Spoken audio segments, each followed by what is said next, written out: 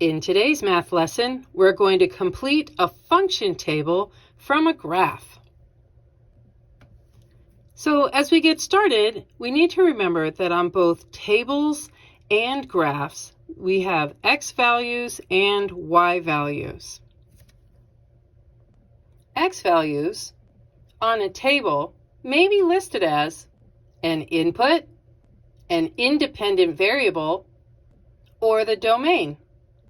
The y's, however, on a table are the outputs, the dependent variables, the range, or the f of x. Quick reminder, on a graph, the x-axis is horizontal, so it goes left to right, horizontally, that is your x-axis. And on a graph, the y-axis is vertical, so it will go down to up. Vertically, there you go. Let's practice reading a graph and filling in a table. In example 1, we're going to use the graph of the function given here to complete this table. From the introduction, we remember that the horizontal axis down here at the bottom of our graph is the x-axis, and the vertical axis here on the left is my y-axis. On the table, from the introduction, we remember that the input values are our x values, that is our left column, and the output values here on the right, those are our y values. So let's go fill in the rest of our table. So where we have an x value of 2, we should expect to see on our given graph a y value of 9. So let's check that out. So here is my x value of 2. And if we go from that x location up to our line until we hit it, there it is, and then look over to the left at our y-axis, we do indeed see that it has accomplished a height of 9. So that's an agreement. Great. And if we check again with an x value, an input value of 3, that would be here down at the bottom of our graph on the x-axis. Again, looking up to see where we would have intersected our slanted line. And then after I found it, moving over to the left to the y-axis, I would have seen a height of 7, which is what we have here. So good. Again, we are in agreement. That's fantastic. And then finally, what we need to find is the 6. So where x is 6, here it is. We're looking to see what is the height of the y value, so of our line.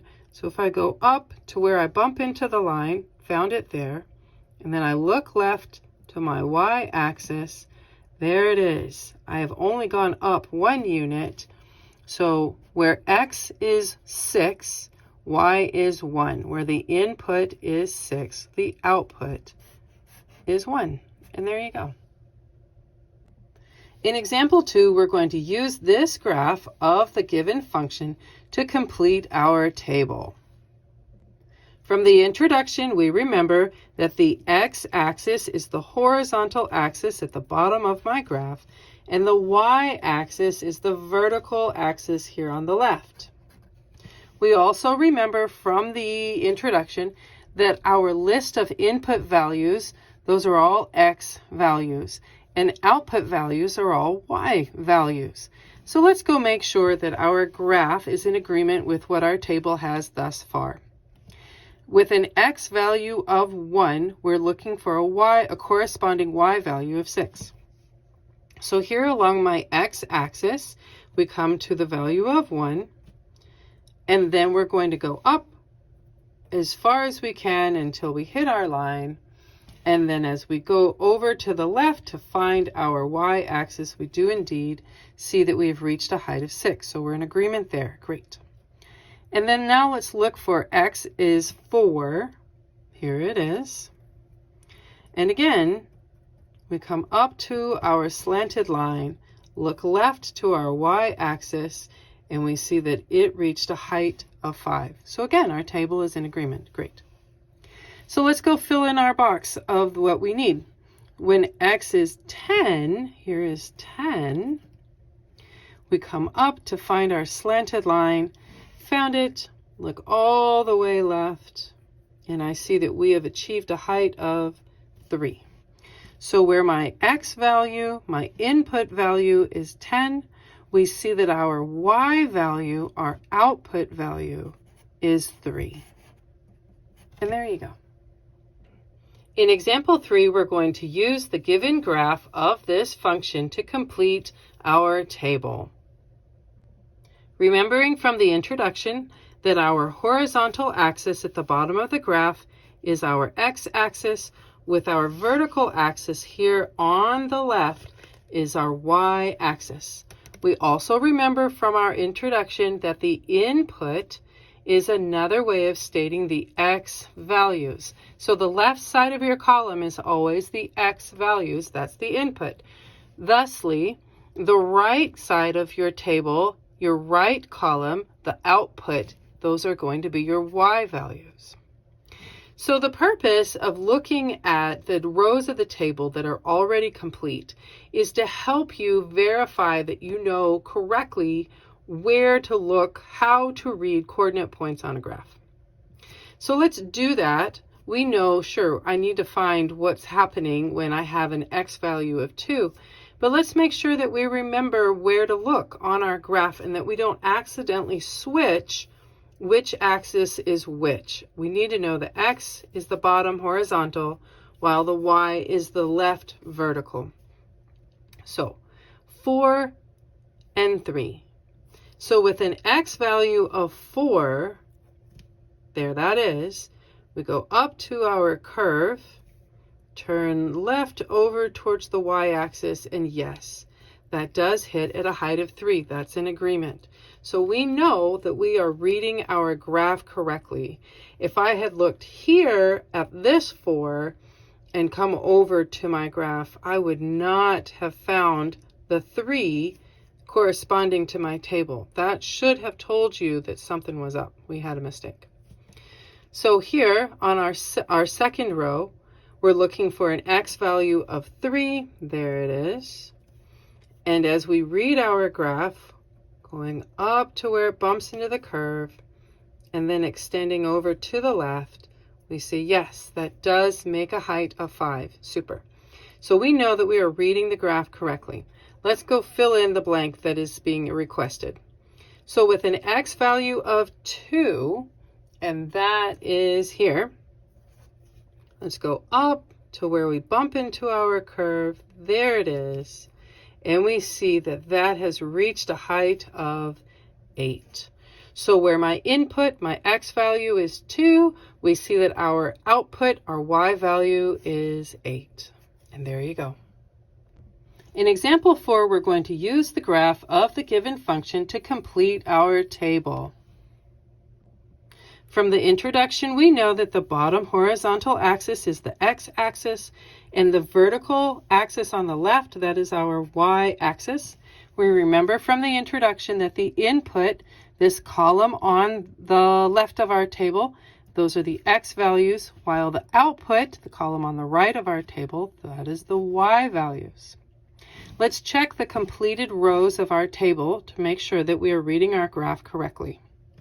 So with x being 2, we should see a height of 10 for our slanted line. So let's go verify that that really is happening. And when I bump into my slanted line, yep, sure enough, there's my 10. And let's go verify reading our graph again with 8 and 1. So when we go over to an x value of 8, we should see that our slanted line that we bump into is at a height of 1. And it sure is. Great. So now that I have verified that I am reading my graph correctly and corresponding it to our table, let's go fill in this row. So an x value of 6 is here, and we come up to the slanted line and look left to our y-axis, and we find a height that has been accomplished of 4.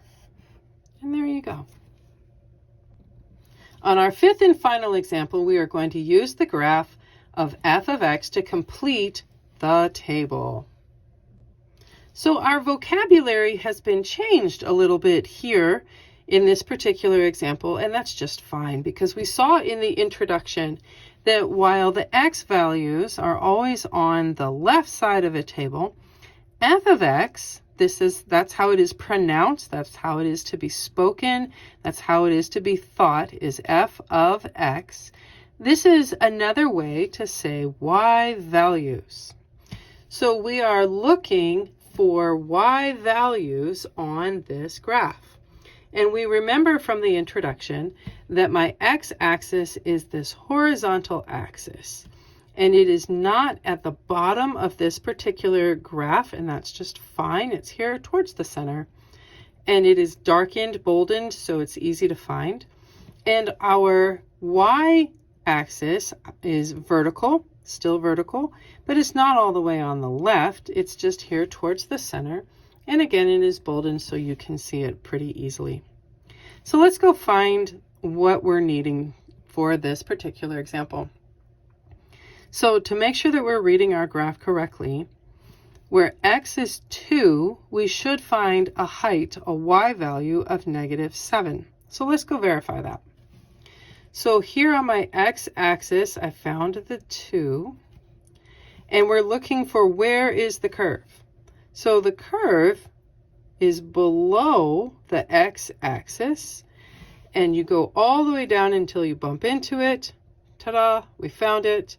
Make a hard left over to the y-axis, and here we see that it has bottomed out at this height of -7, which is exactly what's on our table. Great. So let's go see what's happening at these other two x values. So when x is 0, right here, where is our curve? So at 0, it's not above the x-axis, it is below the x-axis. In fact, it is right here, right there. And that is at a height of -4.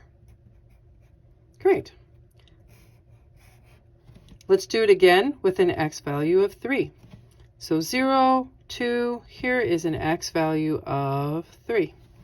And again, if we look for where is the curve, if you go straight up from the 3, there's nothing. So don't look up. Look down, because that's where your curve is going to be found. Straight down below it. And that is again at a height of -4. So you can have more than one y value being the same. There's nothing wrong with that. We're just reading the graph for whatever it is. So we see here very clearly that where x is 0, our y value, our f of x value is -4. And again, where x is equal to 3, our y value, our f of x value is also equal to -4. And there you go.